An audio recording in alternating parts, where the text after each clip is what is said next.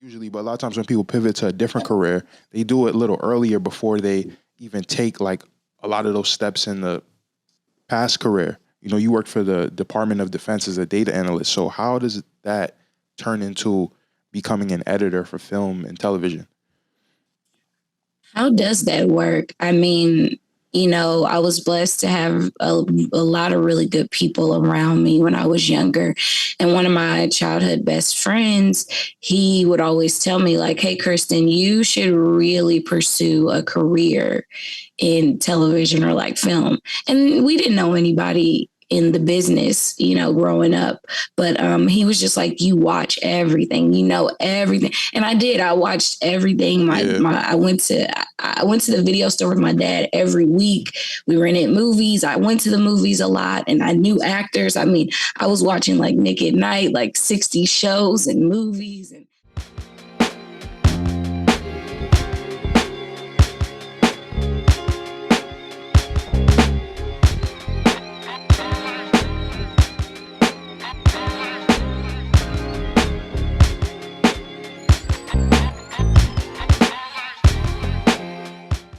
What's good, wordsmiths? Welcome to the Words Matter Pod with Akil Pinnock, a podcast dedicated to storytellers. I'm here with an editor of some of the biggest and most talked about films and shows of the past 5 years.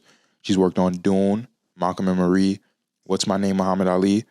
You might have heard of a little show on HBO named Euphoria, and most recently, HBO's The Idol. Kristin Valentine, how are you?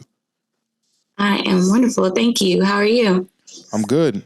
Looking forward to this interview. I'm happy. I mean, it's been a while since I even been interviewing people. So, why is that? Man, it's just it could be challenging, trying to book guests and all that. But you do it all by yourself? Yeah. Oh yeah. See, yeah, that's a lot of work. Yeah.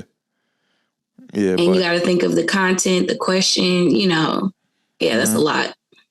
Yeah, but no, I'm happy to sit down with you right now, though. I'm a little injured. I mean, we're both in LA.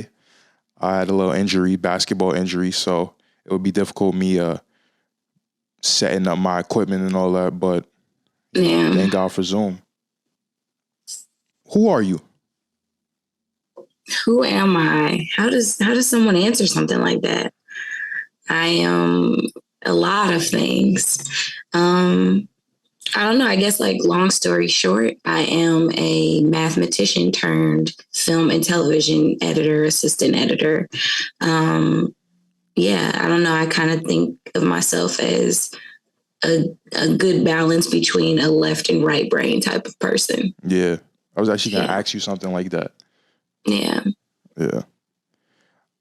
So you grew up in Indiana. You grew up in Indianapolis. And how was life like in Indiana? I've actually never interviewed someone from Indiana.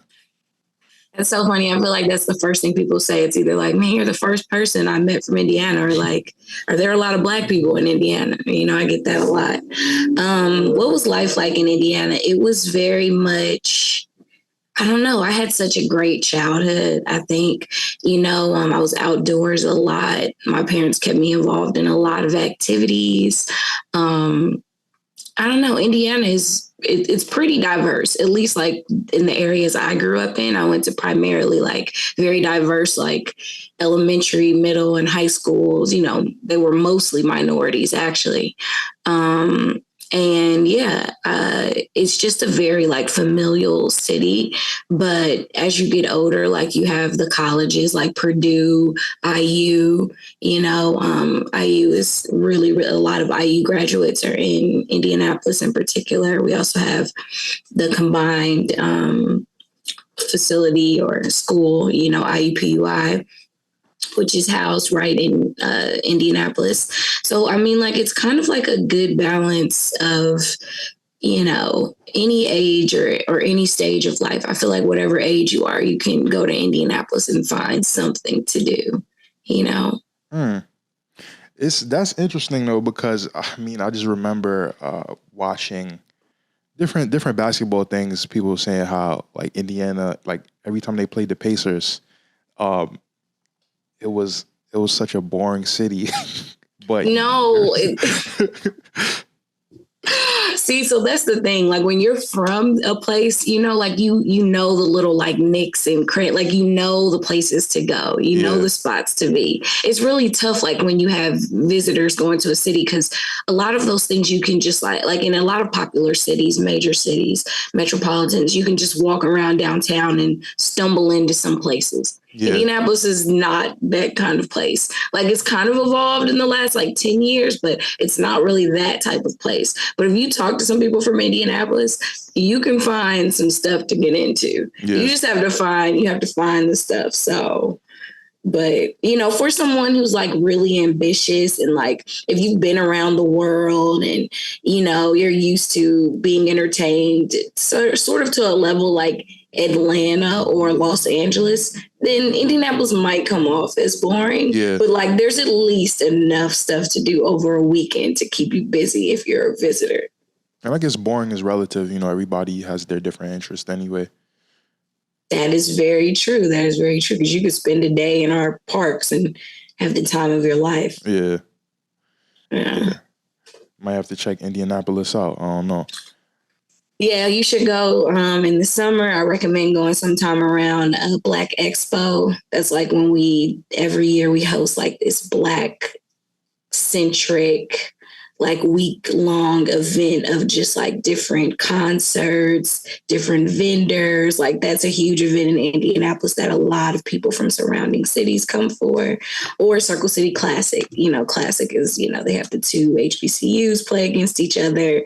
And that's like a whole other like Black thing. But I tell people then, because then you'll really be busy. Then there's a lot of stuff to do. Yeah. So, I mean, what was everybody else in the family? You're a mathematician, you're creative, but you're also... I mean, right brain, left brain, like you said. What were your family members doing? Like, what was your parents doing? What were your siblings, if you have any? What were they doing? Let's see. My parents, they actually owned a business together growing up, but my mom got her education or her degree in, I think it was like human resources or like management or something, because she mostly worked in HR her entire life. And then my dad got his degree in, I think, business administration from IU. They both went to IU. So they mostly like managed like their own, you know, business type of things, or they were used to managing like departments on a more corporate level. And my siblings, my older brother, he actually works in government. He went to the Army, but he works in government now. And my younger brother actually went to IU as well, and he works in IT. He actually works in IT at IU. Well, now he works at IUPUI, which is, you know, Indiana University, Purdue University, the combined institution. Okay. Yeah, so like, yeah, I guess we're kind of all over the map. None of us like ever followed in anyone's kind of footsteps in a way, I guess. Yeah. Are they similar to you? Like, do they have that creativity, but also that math, like technical brain as well?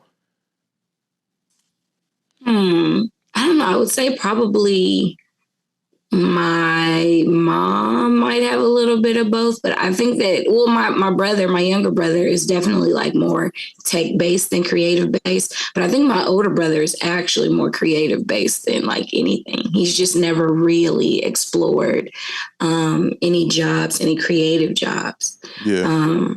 But yeah, I think my mom and I are quite a bit alike, because she's the one who even told me, like, I think you would be good at editorial, like editing. I was like, what do you know about no one knows about editing, you know, but she kind of steered me to it. And so that's kind of how I found out about it. And she kind of pushed me to keep kind of going along the way. Yeah. So, I mean, how did you become a mathematician? You know, because I admire anybody who's good in math, because it been being my ass my whole life. You know what it is, though? I don't think that like I'm special or uniquely smart, and I truly don't feel that way about anybody. I mean, I guess like, you know, you have your prodigies and stuff like that, but I mean, I was blessed with some really good teachers, I think, at a really young age, especially when it comes to like math and science, right? Like, usually people fall in love with those things at a young age because that's when you're introduced to them. And how you're introduced to them affects how it affects your interest in them, basically, right? So, like, I had a really good teacher when I was in third grade who really made math fun for me. Yeah. And I used to look forward to it. And so that's what really made me fall in love with math. And so ever since then, I've just really been obsessed with it. You know, I found so much joy in it every step of the way, you know. And honestly, I never knew what I wanted to do for a career, but I always loved math. So even when I went to school, I was like, well, I love math. I just know I want to do math. So I studied math. Went to grad school, did the same thing. Yeah. You know, I had no idea.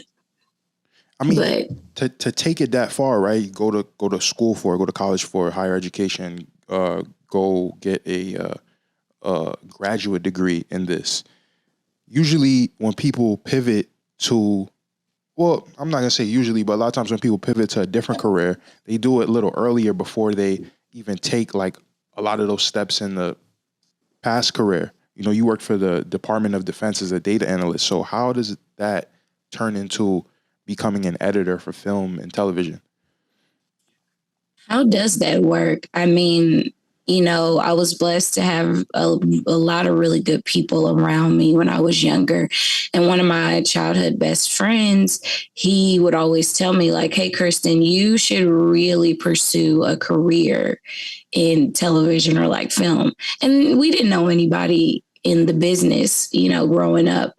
But he was just like, you watch everything, you know, everything. And I did. I watched everything. I went to the video store with my dad every week. We rented movies. I went to the movies a lot and I knew actors. I mean, I was watching like Nick at Night, like 60 shows and movies. And I was really, really obsessed with it, but I enjoyed it. But yeah, I never thought about pursuing it because I never knew what there was to do in the business. I thought maybe I'd want to be like a film critic, you know, like, I don't know if you're even like old enough to remember like Siskel and Ebert, like, because they had a show growing up. Yeah, they had a show that I watched when I was like really young and I just thought it was the coolest thing. I thought Ebert was like just the most amazing person ever. And I thought he had the most amazing job ever. To this day, I think that he's one of the like greatest people to ever bless like the industry. But yeah, at one point I was like, maybe I'll be a film critic. That would be like so much fun. Yeah. But I also know like I realized so when I was in grad school, my first year, my friend who pushed me to like really pursue film and to get in the business, and I blew him off really. He died unexpectedly. Oh, sorry for your loss. Yeah, but it really shook me, you know, because he was just very much like, he had his life very much together. He was just so on track with a lot of things in his life. And I just felt like, I was like, man, like, he was very adamant about me doing this thing. Like he was literally the only person telling me like, you need to do this thing. This is all you talk about. You need to do it.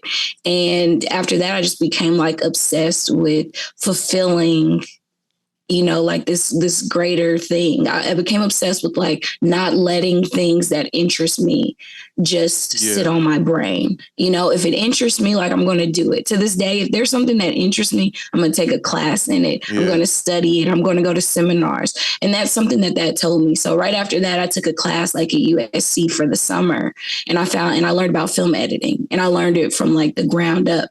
And I learned about all the stages of production, but I fell in love with editing. And so I pursued it from like that point on with like a good teacher and everything. But that's kind of how I made my jump, you know, and it's kind of the same like between like editorial and math and science, because we're all problem solvers, you know. So, I mean, you say you took a class at USC. So how do you end up in California? Yeah, so I went to grad school at Howard in DC. And so how did it happen? I guess after my first year of grad school, I had signed up for a course at USC just for the summer. It was like a documentary filmmaking class. And if you know about like USC's like summer program, I mean, it's kind of like their filmmaking program in general, but like it's pretty intense. Like they kind of just throw you out there and you just have to like make this film from the ground up. Like you literally go in there day one, they're throwing around terms you've never heard before. At least I had never heard before in my life. I was panicking actually.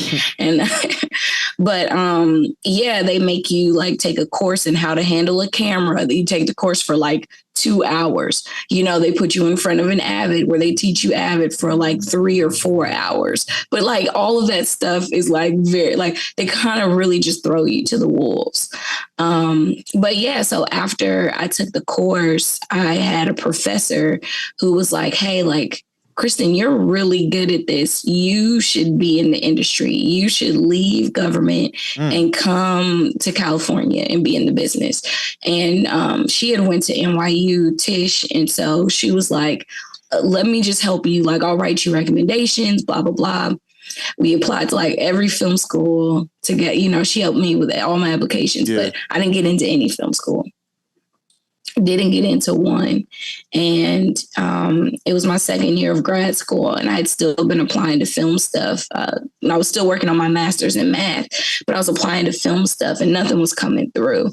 But I stumbled upon this program at ABC where they take people who don't have a background in filmmaking and they hire you to work in a department of your choosing for a year on the studio side at Disney. So I applied to that program. I got an interview. I was selected and that's how I got to LA, basically. I literally took like my exit exam, you know, in DC. Yeah. And then I was like moving to California in like 5 weeks. And that's how quick it all just kind of happened, you know?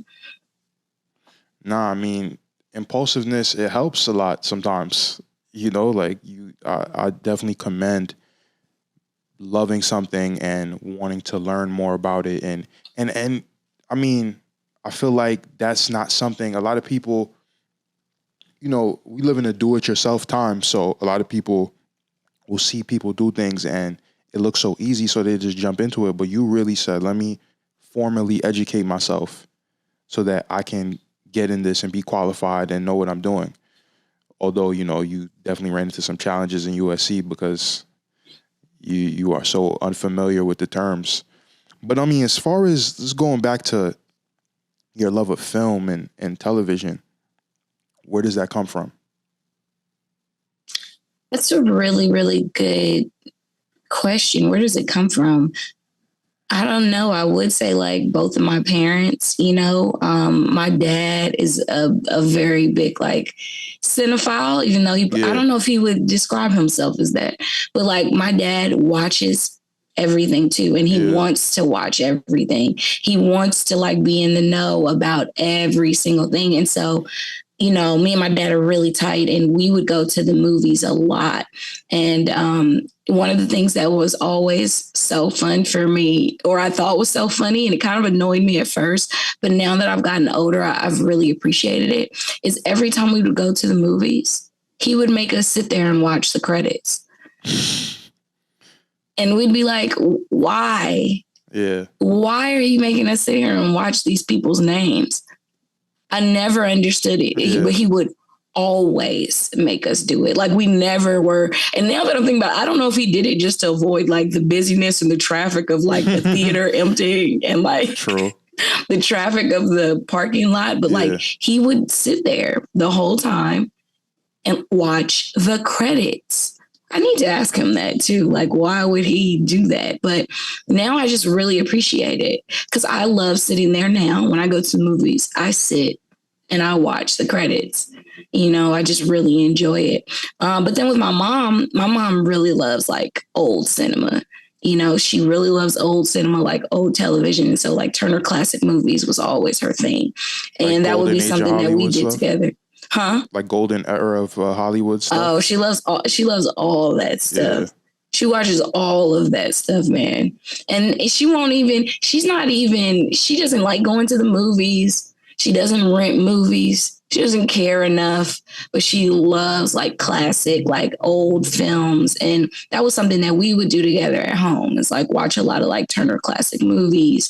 And, yeah, that's probably like where my appreciation of like older films like really come from. Because I watch a lot of older like stuff too. I love it. I love it. I've been trying to make my way through the AFI like 100 list for the last like few years. I'm down to like my last like 10 movies on both lists. Yeah. You ever it's a tough list, man. It's a tough list to get through. Yeah. You ever think about like doing the whole list over again just so you don't miss anything? Not over again. Man, that list is tough to get through because you know what it is. There's so many different genres and stuff. Like I think one of the movies on the list is Birth of a Nation. Oh man, ooh. And when I tell you, like, I don't have it in me, that's real. Can I just be honest? Because I know that, like, I'm going to have to get to it. The more movies I knock down, the closer I get to that one. Yeah. And I'm just not mentally I'm not mentally ready for that. I'm not. I just keep putting it off. The thing with that movie and the film the documentary that you recommended me to watch on Showtime, which one? It was the documentary Cutting Edge. Oh yeah. Oh, so my teacher from USC directed that one. Oh wow. Yeah, yeah. Nah, it's a brilliant documentary. I love watching. Isn't it? Yeah, I love watching documentaries from like 20 years ago because it's like it's a time in documentaries where it wasn't no fluff. Like it's just all educational, all informative. Yes. Yeah. I love that. And I think that one does a really good job at kind of like explaining to like the layman, like what editors do and like our actual contribution to filmmaking. Cause I don't think people know enough. They think like we just put images like together. They don't understand that like you have to understand story. It makes the movie. Yes. Mm-hmm. And it's like, you're literally with the director more than anybody, more than their assistant, more than their spouse. When you're making a project, like you and the director are like this. You sit in a room all day and you work out story ideas. Yeah. Yeah. I mean, back to Birth of a Nation, the way the film is spoken about, I was kind of annoyed how they spoke about the film because they spoke about it. I guess they were being more impartial, but they're speaking about it from the perspective of how it changed film after, and how it basically like laid the blueprint for like the attention that movies get now. So, but I guess they didn't really get into like how like disgustingly racist it is. But you know, I mean, otherwise it's a great film. I think people should check that out on Showtime. Not if you want to watch Birth of a Nation, but Cutting Edge. Yeah, sure. Watch that, man. Birth of a Nation. God. Yeah, I mean, you have this affinity for film that was passed down from your parents. Did you ever want to become an actress, or did you just think about behind the scenes instantly? No, never want to be an actress. I hate being in front of the camera. I hate any form of attention, which is why like I think editing is great. Don't get me wrong. I think it takes a lot, to be in front of the camera. It takes so much. It takes a lot to be talent. Yeah. A lot. And that's not my gift. I think that I'm really good at interpreting like great performances, or not even great performances, but just like applicable or fitting performances. Like this is, I'm really good at that, which makes me, why I think I'm good at editorial.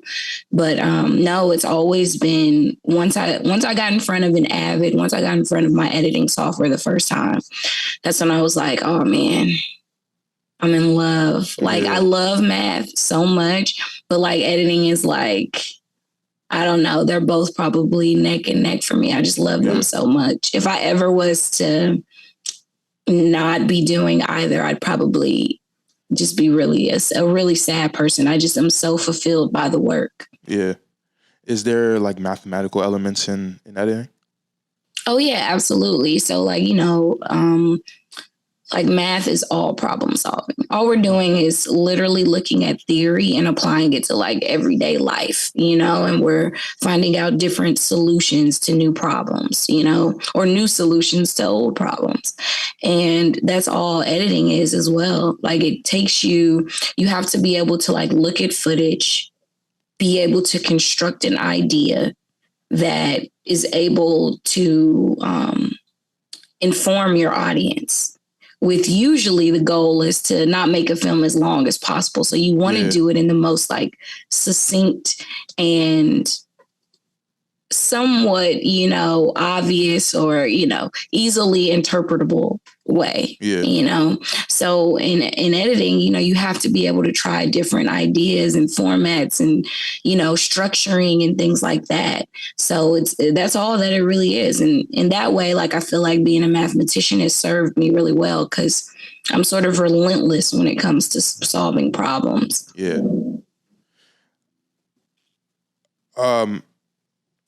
There's a kid, you ever think about giving back to Indianapolis and, like showing kids, starting some kind of program, film editing program, showing them that it's a possibility?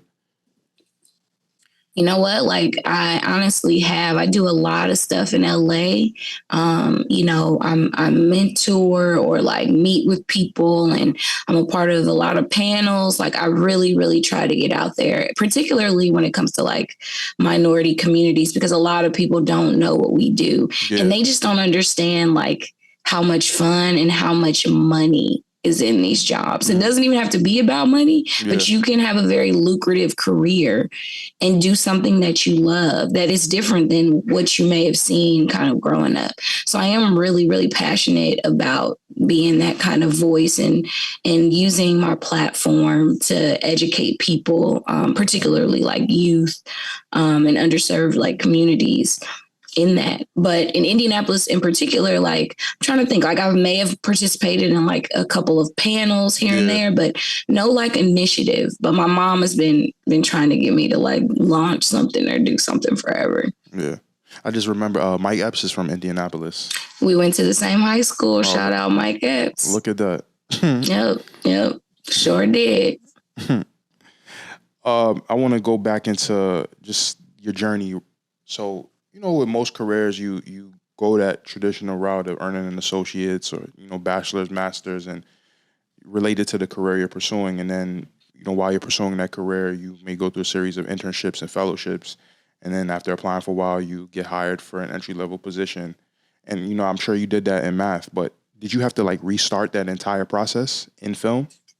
Well, it's funny, right? Because like I was on a path to, I didn't technically, outside of working for the government, I worked as a data analyst for the Department of Defense while I was in grad school. So by the time I left grad school, remember I left grad school and I came straight to Hollywood. Yeah. So I never really did the career route when it came to my degree. Like I literally was able to get my degree and just transition straight into the workforce. In filmmaking. But I think the hardest part of it, though, climbing any corporate ladder, any ladder in life, is really that those first like few years, those first like few stages, particularly for me, because I just knew nothing. That first year at ABC taught me a lot. Like they basically show you what it means to shoot something and then what it takes to get it to television or to get it into a theater. And I learned all of that, like most of that, my year at ABC doing that program. But yeah, like climbing the ladder along the way is definitely tough. I feel like in Hollywood, it's particularly tough. Like there is no right or wrong way to do it. There truly is no method to the madness. Like you laid out a detail. You start off as like an assistant and there are 10 million ways to get the job that you want in Hollywood. I don't care what anyone tells you. Like they can tell you maybe the most logical, what people usually do and all of that. But I can tell you right now, there are millions of people that have probably like made it through the business lots of other ways. So I think the biggest thing is like, number one, like moving like with passion, like whatever your passion is or your interest is, really, really figure out what it is and start to move toward it, whether that be like attending, seminars, networking within that group of people or whatever interests you, but really getting a good understanding of whatever your passion, may be. And then just learning more about the job, like as you go, and using that network to inform you about like the responsibilities and the trajectory of the job. But really the hardest thing about anything, any career you pursue, but particularly in Hollywood, is like, what are you passionate about? What interests you? What motivates you? That's a job in and of itself for you to narrow that down. Yeah. So I'm getting that doing the work is really just like one of the main things, you know, because you might, you know, as far as the entertainment business is not really necessarily contingent upon getting formal education. Exactly. Yeah. Exactly. And so people would always tell me, because one of my line sisters, she went to USC film school, and she was like, Kristin, you don't need to go to film school. And everybody's like, you don't need to go to film school. And I'm like, I understand I like don't need to go, but the network that you build in film school, it is remarkable. If you look at a lot of people who are successful in Hollywood, right? Usually, like if they went to film school, then the people they become successful with are people they went to film school with, right? It just kind of like jumpstarts your career because it extends your network, gives you a broader network. Like, you know, for me, like being an editor, like my next thing is like, I really want to get to know more directors, right? Because I didn't go to film school. I mean, if I went to film school, I'd probably know at least five, you know, I don't know personally, just like 5 directors, you know, and that in and of itself is already puts me at like sort of a disadvantage, or not even a disadvantage. It just, you know, it gives someone a unique leg up, you know? So I always tell people like, yeah, you don't have to go to film school. I'm not saying like you need to go, but there are advantages any route that you go, advantages and disadvantages to whatever route you go. Yeah. No, I definitely understand that for sure. Definitely. And it's kind of saying like it's about who you know as well, but you also have to do the work. Yes. Exactly. Always do the work. The work never stops either. People don't tell you that. They think, oh, you get to one level and the work stops. Yeah. No. Not if like you're ambitious too. Like if you have plans and you want to be more. And the thing is, the higher you go, typically like the more you want your reach to go, the more, you know, so you're always evolving. Hopefully that is. Yeah. We bouncing around a little, but I want to touch math again. Like, you think there's an element of creativity in the world of mathematics? Because I mean, absolutely. Yeah. Absolutely. Yeah, particularly like I'm going to say like when it comes to like theory-based math, like when that's like what I got my master's in, like the program was mostly like theoretical math. And what you do all day is you create proofs. You know, if anybody is or anyone is unfamiliar with like proofs, they're basically ways to prove that an idea is true. And you have to, in mathematics, what that means is using like different corollaries and like different Wait, what was that word you just said? Corollaries. Gosh, I always have such a hard time saying it. Oh, okay. Yeah. So, but basically like they're basically baby theorems in a way, you know, or baby like theories that you use to create your proofs. So like a common one is something like, you know, proving that like 0.999999999 actually is equal to 1, you know?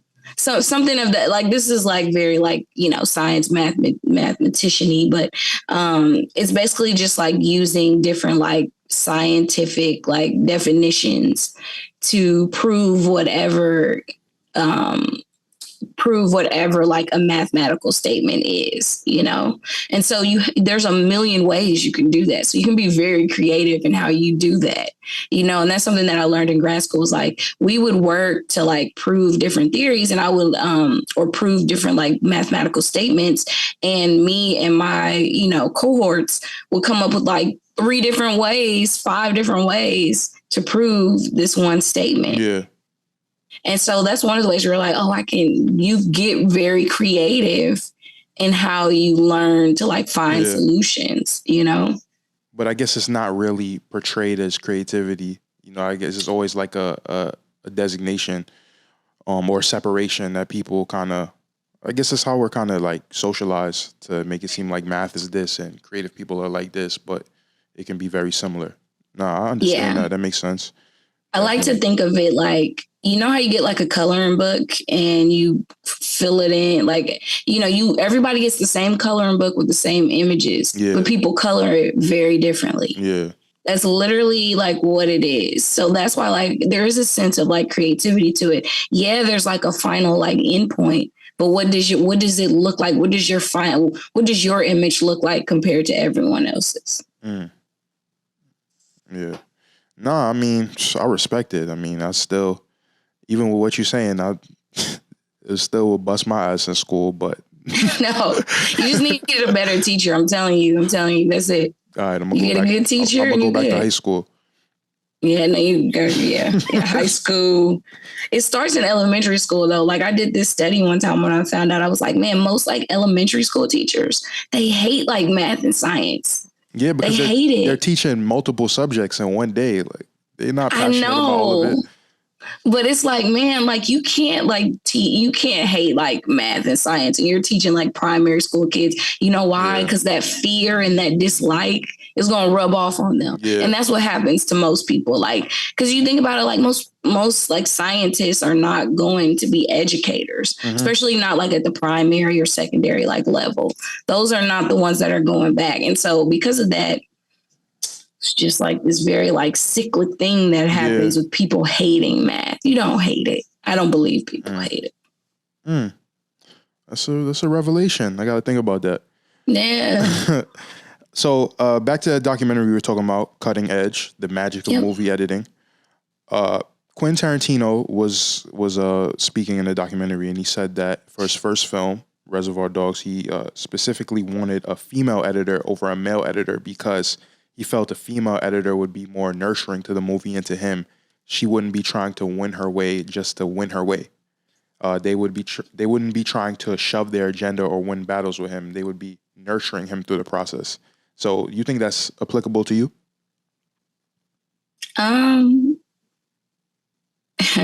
It's very funny. You know why he said that though? That was like his first film. He needed that then. Yeah. You know, a lot of like young directors look for that like nurturing or, you know, a lot of them, not all of them. Okay, let me clarify because there are some that are very like headstrong and know exactly what they want and don't budge for it.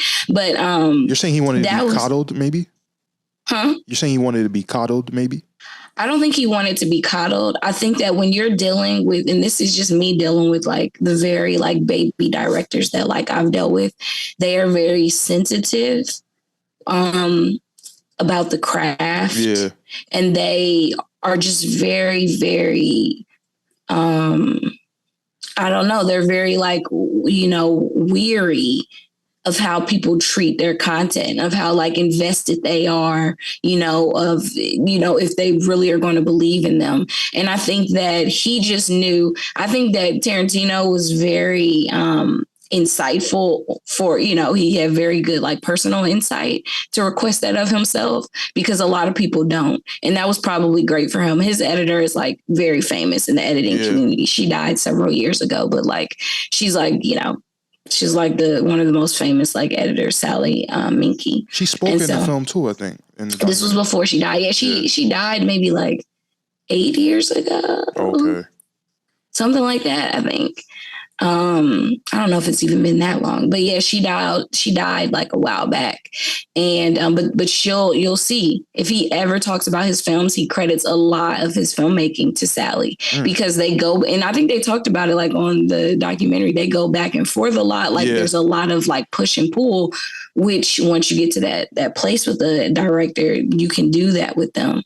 But I think that it's important that like for young directors, like he knew he was very young and probably sensitive, that he didn't want somebody coming in and trying to like dominate sessions, sit with him and tell him, no, this works better. He really wanted somebody who was going to have patience probably with him and guide him and steer him. It's not necessarily about coddling, you know, because some people do need to be coddled, you know, but it doesn't have to mean coddling. It just means you want somebody who's going to work gently with your material and have patience with you. Yeah. But I mean, do you think though that you are what he described in the editing process? I don't know. I think to be honest, like I could tell you like how I am, but you know how like in a relationship, and that can be, you know, platonic, familial, you know, romantic, whatever, different people bring out different things in you, right? Yeah. So I feel like depending on the person and myself, depending on how our personalities like clash or work, you know, I could be either, you know, I can, depending on the needs of the individual and the project, I think that it morphs, you know? And so with like younger or more greener directors, I feel like I'm really good with um, helping to reinforce their voice or to instill some type of confidence in their vision. Because most of the times they just need to know, like, listen, you have really good instincts. Yeah. Trust yourself. That's probably the number one thing I tell a lot of like new directors. You have really great instincts. Trust yourself. Yeah. I'm here for the ride. I'm going to help steer you. But like, if I had to give you one piece of advice, trust yourself. You got to this point for a reason. You know, but I think that like as I've worked with like more seasoned people or more experienced like creatives, it's different, you know, like maybe you don't need that so much from me. You more so need like my creative input on, you know what I mean? So like it evolves with person to person. Yeah. Yeah, I guess, you know, you don't want to, I mean, at the end of the day, like you're definitely essential to the filmmaking process, but you don't want to take over the whole process, right? Because it's not, you didn't write the film, you didn't direct, you're not directing it. So right. And again, like Quentin said, right, that can happen. You know, people get in the room and once they have their hands on the footage, sometimes they just want to do like their own thing, or they just want to stick to like their guns by what they think is right. And I think that as an editor, you know, that's something that you learn to develop like with time, where you're like, you got to let go. The creative wants to do something a certain way, even if they eventually come back to your idea. Yeah. You have to let them go and put things out into the world and learn on their own. And learn. It's like a child sometimes, especially when you're dealing with like younger directors, you know, less experienced directors. Yeah. Yeah, definitely trial and error is essential to the creative process. Absolutely. I think Cutting Edge did a good job at showing how in the early days of film, the editing process was so isolated from the rest of the computers, from the rest of the creative process of the film. But by the time computers became a part of the editing process, the directors were more hands-on with what they wanted. And there's definitely pros in that because, of course, if you're the director, it's your movie, so you want to be responsible for how everything comes out. But what challenges may come across with the director being super hands-on? Oh my God. It's like, oh my God. I've dealt with that so much. Micromanaging? Yeah, but you know what that says in any stage of the creative process? There's a lack of trust there. That's all. When someone like micromanages you or whatever, that's all it is indicative of, is a lack of trust.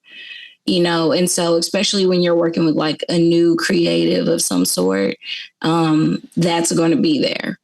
You know, that's something that you usually have to build up with time. Because again, these things are people's babies. And sometimes they feel like people aren't as invested as they are, you know? And so that's probably like a very common thing, but it's overwhelming when you're in editing, right? Because when you're sitting with the director, let's say you're working on a feature, you could be sitting with the director every day for like 10 hours for months on months, just you and the editor sitting in a room. I mean, you and the director sitting in a room all day.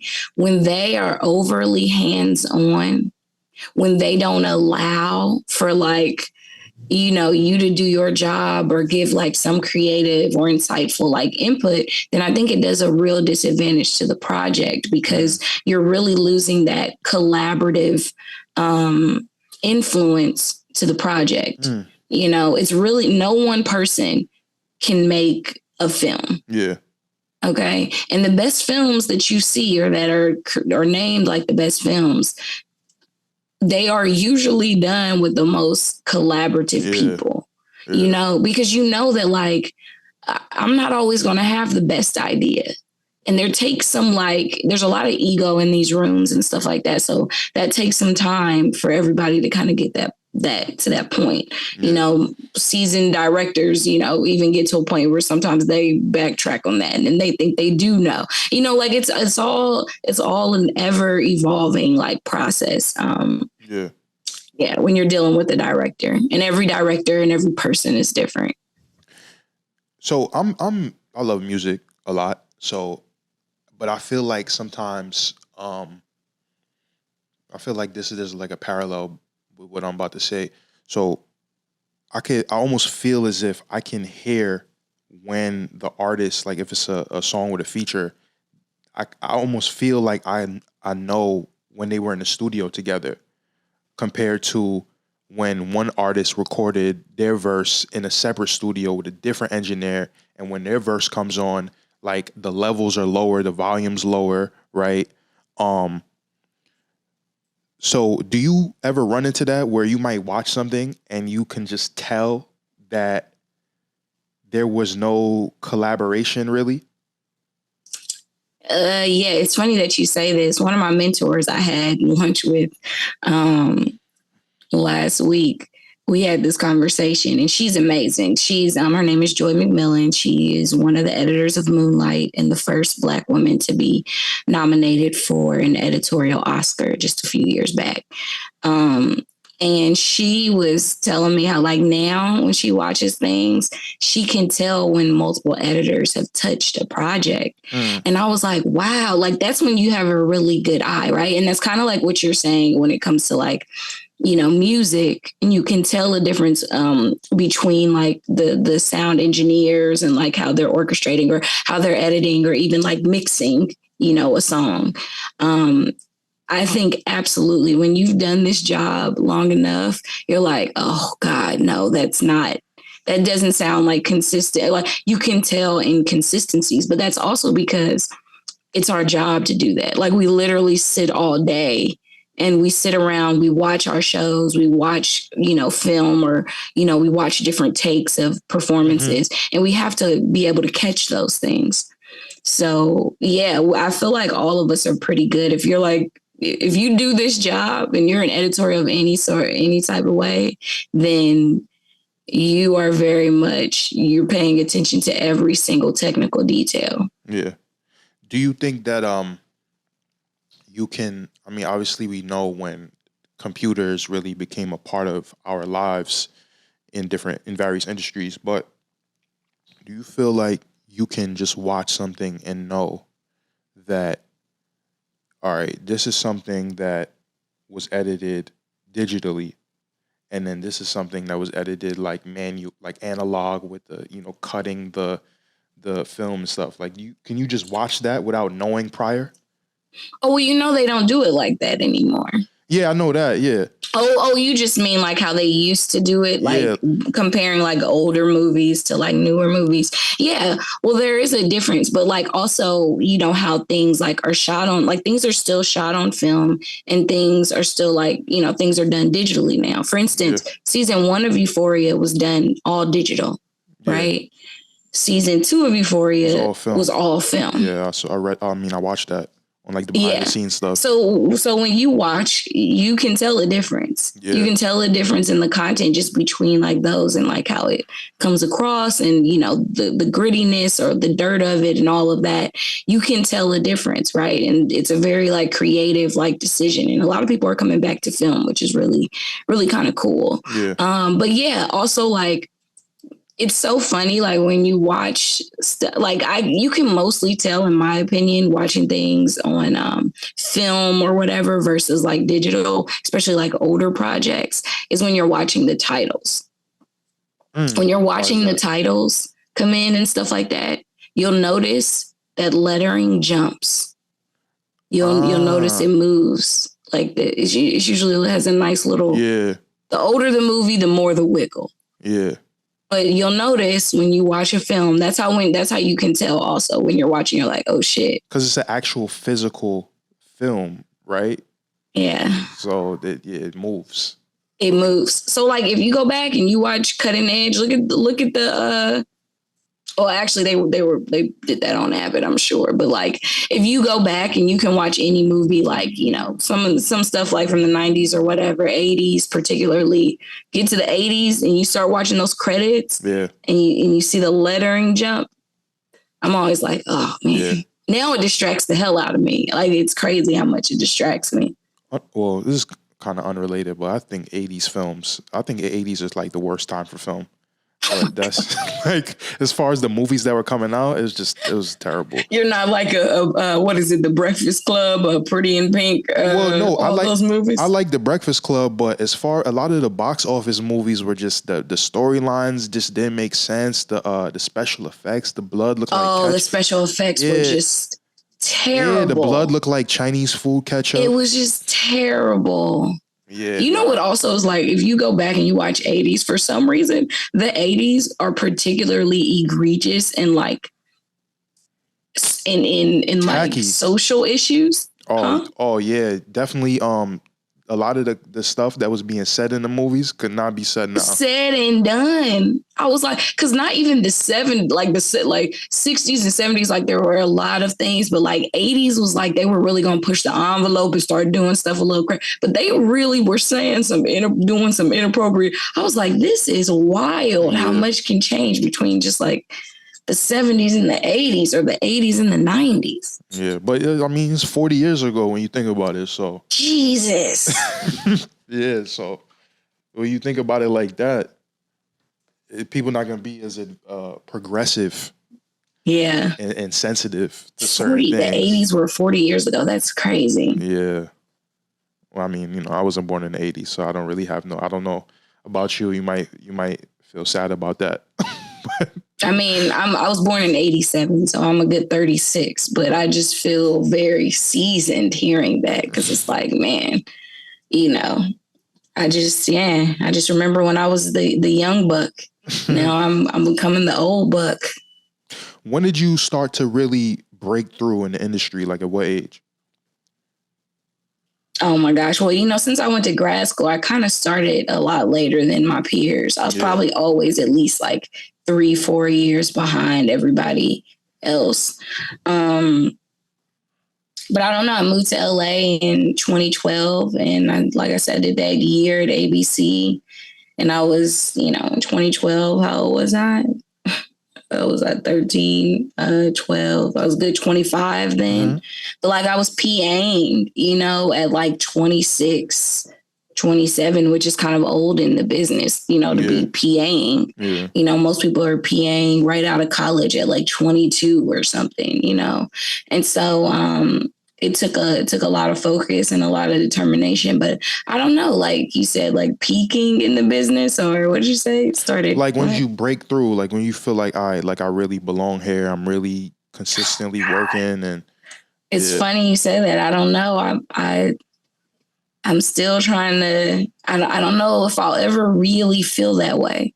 Like, it's funny. I just, maybe because like I'm so ambitious and I'm so far from where I want to be even now, that like, I also feel like a lot of like insecurity around the fact I didn't go to film school. Like, I know I've worked on like these great projects and things like that, but I've worked on them, as an assistant, right below the position that I want to be in. So there's very limited creative insight that I get to give. I get to give some, that's great, but like it's very, I'm a long way from where I like want to be, and sometimes I do question. I question it all the time, but I don't know, like what would you consider like a breakthrough in my career? I guess maybe Euphoria was maybe like a breakthrough. I guess that kind of opened up a lot of doors and allowed people to like want to take interviews from me, or interview me. Yeah. It opened up a lot of doors for me. That and Dune, both of those things opened up a lot of doors for me.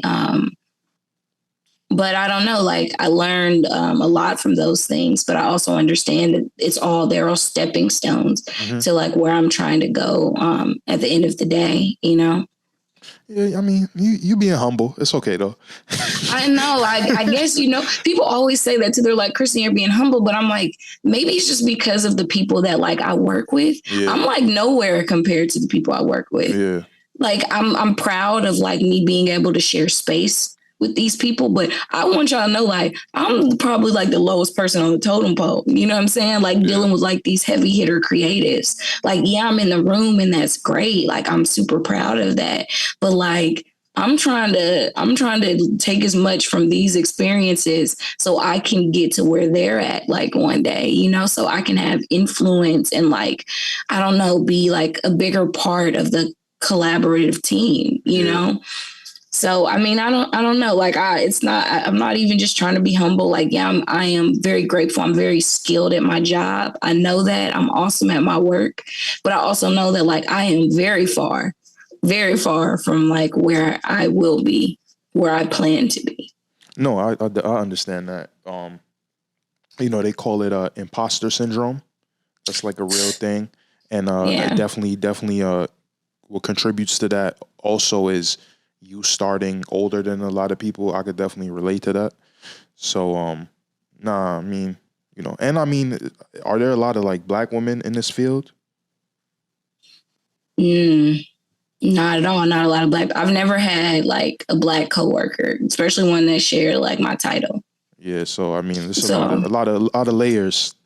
There's a lot of layers, but also, you know, the older that I've gotten, the more I realize that like to succeed in this business, it takes more than like getting in the door. Yeah. It is important that you have people who look like you, that see things in you, because they pay attention to you more than a lot of people who don't look like you. Because we have a tendency as humans to be like, man, I see myself in them.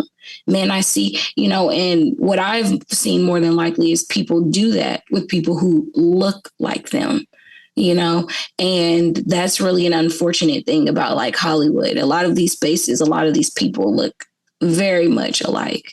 There's like not that much diversity, of course, like ever since COVID and, you know, a push to like hire more diverse people. It's kind of been going on, but really like they don't tell you like it's not enough to be in these spaces. Like you need people who are going to see you, who are going to advocate for you, who are going to give you opportunities and, you know, like chances to actually thrive. You know, it's not enough that we can just like sit in these spaces. Like, you know, I tell people all the time when I first got into the business, I didn't know a lot of stuff about the business. I hadn't even watched like a lot of shows, you know, what, like I had watched a lot of shows, but not like a lot of industry, like heavy hitter shows that people, you know, had admired like since critically like acclaimed. Yeah, like stuff like that. Like I kept track of like, you know, popular shows, but I wasn't like watching those like, you know, those deep cut shows, like those hard to find like things. And now I literally like will just watch anything, you know, but I would watch things just so I could partake in conversations. I would educate myself on certain, you know, things that weren't necessarily common to my community as a Black woman, just so that at lunch I could partake in the conversation. You know, or that like during an interview, I could have something to talk about so that they felt comfortable talking to me. You know, it's a lot of like trying to impress people. Or not even just impress, but just to let them know, like, you can feel comfortable around me. Like, we can talk about anything, but that takes work. That takes a lot of work. Like, you know, I never thought about it before, but like, I just enjoy talking to people. I love talking to people about filmmaking. I love it. But I also realize how much work, like, I put into being able to participate in conversations I otherwise would never know about. You know, like that takes work. Yeah. Nah, I mean, I get it too, because people might see your title and they're like, man, like, I don't know, like, I don't want to talk to them about whatever, like, bullshit, low budget movie or TV show I watch. But it's like, you watch that too, because you love the art. So. The art, man. Let me so like our showrunner on Euphoria, he's a big like music head. He listens to everything, like everything under the sun. He like loves it. And the reason why he's like one of my favorite like bosses ever is because like, is this Barry Levinson? No, Barry is his dad. Okay. Barry is the one who like Sam Levinson. wrote Yeah, okay. Yeah. So Sam, but like Sam is like a huge like music head, you know what I mean? And so like one of the things that something that I really liked about him was he has no reason to really chat it up with me, like on a day to day, but he like will talk to anybody. Like Sam will talk to anyone. But like one of the things that people be like, Sam like really just appreciates your input or like whatever. Like he likes talking to you, Kristin, or whatever. And it's because like we talk about like bullshit. Like we talk about bullshit. We really do. We talk like about fucking Tupac and like Biggie and like, do we like, you know what I mean? Or like, he was telling me like one time one of his like favorite albums was like Black Star album or whatever, Yeah. And so that's what I'm saying. So we was chatting it up about like the album and like which tracks. And we talking about like Sam doesn't just say this stuff, like he will rap things like word for word. Like he knows like music like that. And it's all types of music. It's not just like rap or hip hop or whatever, R&B, like, and he follows all types of like movies and filmmaking and artists and all of that. He does all of that. And, just being able to have those type of conversations with people that you would think otherwise, they don't want to talk about this bullshit. Yeah. And you find out, they're actually interested in like the same type of shit. Yeah. And a lot of them were in your position. A lot of them had your job title. A lot of them took the same steps you took. So, I mean, acclaim doesn't necessarily mean that a person is, in higher in position than you, but not like a better person than you. But yeah, I mean, there's a lot of elitism in the entertainment business. So that can definitely cause a lot of intimidation. Yeah. Yeah.